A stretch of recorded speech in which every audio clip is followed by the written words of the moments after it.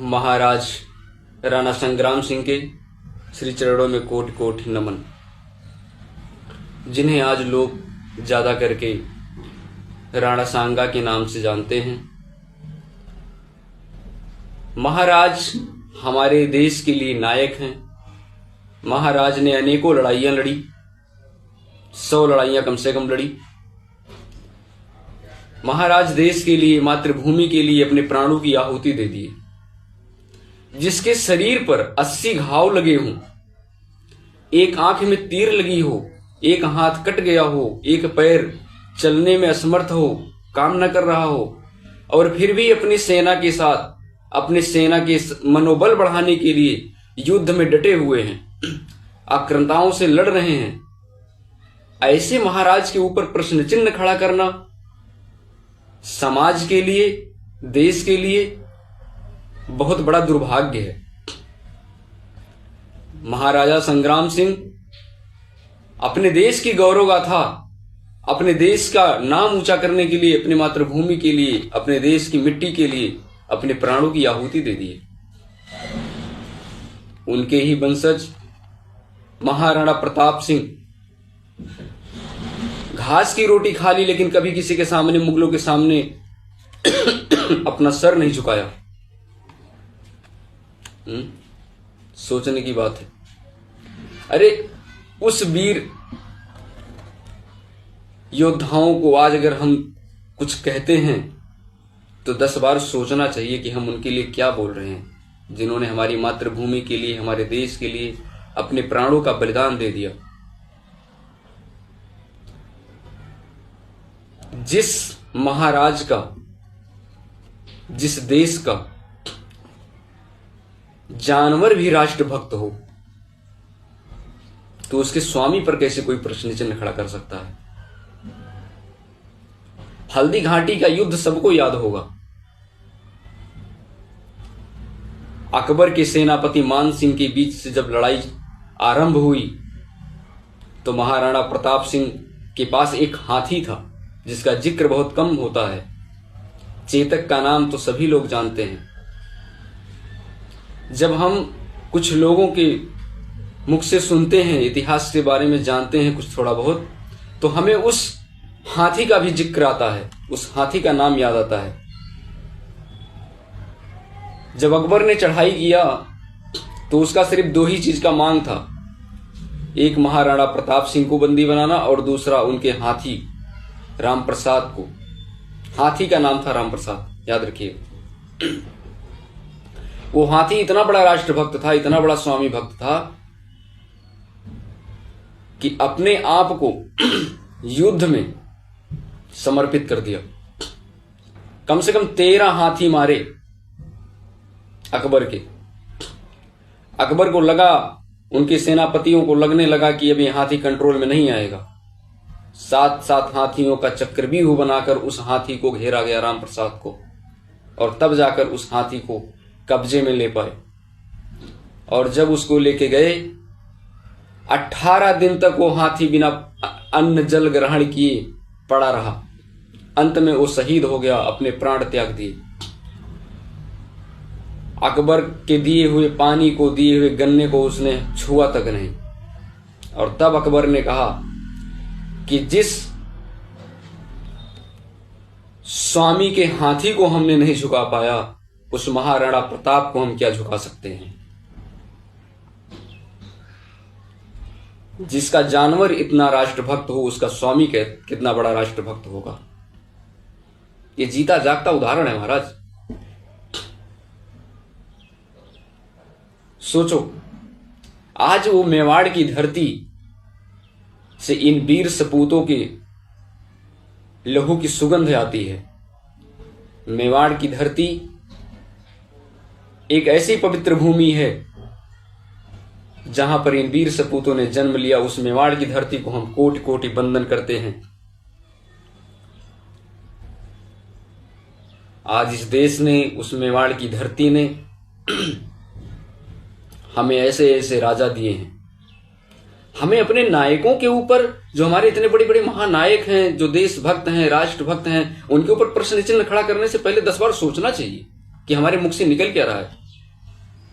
हमें कभी ऐसी बातों को नहीं बोलना चाहिए जिससे समाज के लिए अमर्यादित हो, समाज को कष्ट पहुंचे।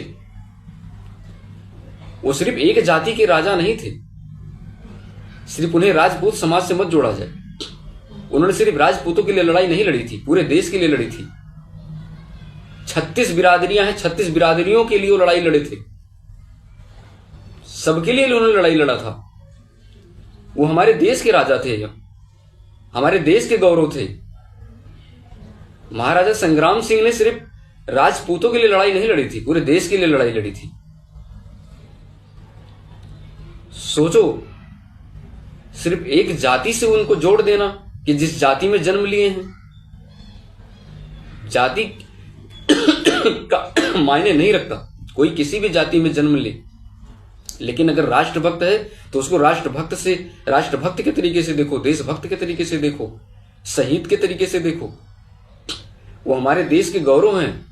अगर उनके ऊपर प्रश्न चिन्ह खड़ा होता है तो इसका मतलब पूरे देश के ऊपर प्रश्न चिन्ह खड़ा हो रहा है। उनके ऊपर किसी भी प्रकार का तो प्रश्न चिन्ह खड़ा ही नहीं होना चाहिए। किसको लाए किसको नहीं लाए, ये सब बात की बात है। वो किसी को नहीं लेके आए। स्वयं इतना बड़ा योद्धा क्यों किसी की सहायता लेगा, और वो भी दूसरे देश की आक्रांता की? क्यों मुगल शासक को अपने पास लेके आएंगे जो स्वयं मुगलों से लड़ने वाला योद्धा हो? महाराणा संग्राम सिंह हमारे लिए कल भी गौरव थे, आज भी गौरव हैं। कल भी वो हमारे लिए नायक थे, आज भी हमारे लिए नायक हैं, पूजनीय हैं।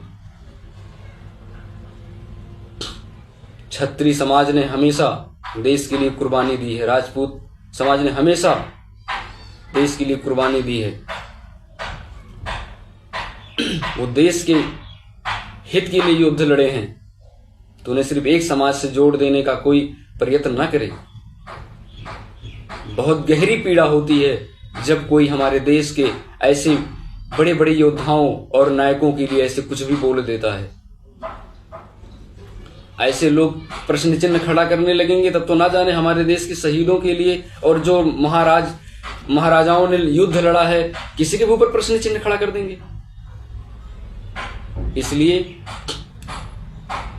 ये समय है कि प्रशासन ऐसा कोई कानून लाए कि जो हमारे देश के नायकों के लिए, हमारे देश के शहीदों के लिए, वीर योद्धाओं के लिए कोई गलत तरीके से बोलता है, उनके लिए अपशब्द बोलता है, उसको कठिन से कठिन उसके ऊपर कार्रवाई की जाए, ताकि दूसरा कोई व्यक्ति हमारे देशभक्तों के ऊपर कोई प्रश्न चिन्ह न खड़ा करे।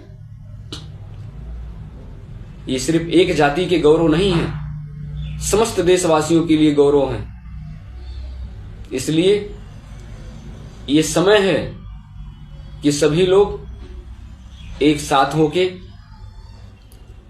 बुलंद आवाज से अपनी आवाज को उठाएं कि हमारे देश के नायकों के लिए, देश के शहीदों के लिए, राष्ट्रभक्तों के लिए कोई अमर्यादित शब्द ना बोले, कोई उनको क्षति पहुंचाने का काम ना करे।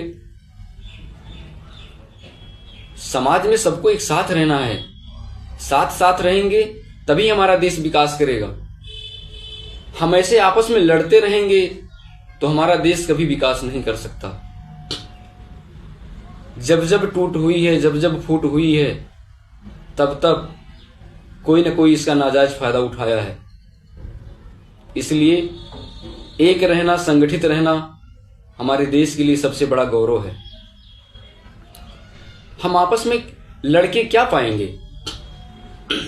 कभी हिंदू मुस्लिम, कभी जातियों में आपस में, ये क्या है?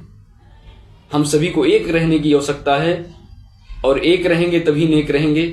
सभी जाति के लोग, सभी बिरादरी के लोग, सभी धर्म पंथ मजहब के लोग एक रहें। हम सब एक हैं, एक माँ की संतान है, भारत माँ की संतान है। हम सब हिंदुस्तानी हैं, हम सब भारत माँ की संतान हैं। उसके बाद हमारा कोई है। सबसे पहले हम अपने आप को हिंदुस्तानी होने का गौरव है हमें सबको, भारत माँ का सपूत होने का गौरव है सबको। हम सब भारतीय हैं, भारत माँ के पूत हैं। इसलिए हम सभी को किसी भी प्रकार का प्रश्न चिन्ह किसी नायक के ऊपर, किसी राष्ट्रभक्त के ऊपर नहीं उठाना चाहिए। मैं महाराजा संग्राम सिंह को पुनः फिर कोटि कोटि नमन करता हूं।